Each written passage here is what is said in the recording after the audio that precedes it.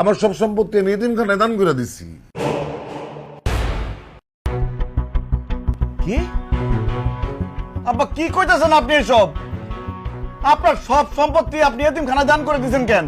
কারণ আমি বুঝতে পারছিলাম যে আমার এই সম্পত্তির জন্য তোমাদের দুই জামাইয়ের মধ্যে এত ঝগড়াঝাটি কাজিয়া। এই সম্পত্তি তোমাদের ভাগ করে দেওয়ার পরে আমি জানি যে তোমাদের এই ঝগড়াটা থামবে না, আরো বাড়বে।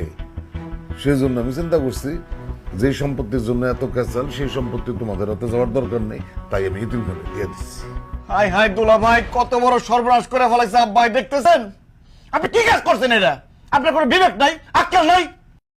আমরা আপনার মেয়ের জামাই থাকতে আপনি কোন আক্কেলে সম্পত্তি এতিমখানায় দান করছেন? আপনার চুলদারি কি ঘুমের মধ্যে বাঁচছে? এত বড় সর্বনাশটা আপনি কিভাবে করলেন? আপনার দুই মেয়ের জামাই বাঁচা থাকতে আপনি কিভাবে আপনার সব সম্পত্তি এতিমখানায় লিখে দিলেন? আপনি একটা বেঈমান, আপনি একটা অমানুষ। আমি জীবনের কোনোদিন আপনার বাড়িতে আমন, আপনার চেহারা দেখব না। আপনি যদি মরেও যান না, মাটি দিতে আমি আসবো না। আরে কত সাদা ছিল, শ্বশুর বাড়িতে আসবো, জায়গা সম্পত্তি পাবো, সেই জায়গা সম্পত্তি বিক্রি করে লাখ লাখ টাকা পাবো, সেই টাকা দিয়ে ব্যবসা করে কোটি কোটি টাকা ইনকাম করবো, সব তো সে ধুলিসাৎ করে দিছে। আপনি একটা ভণ্ড প্রতারক বেঈমান।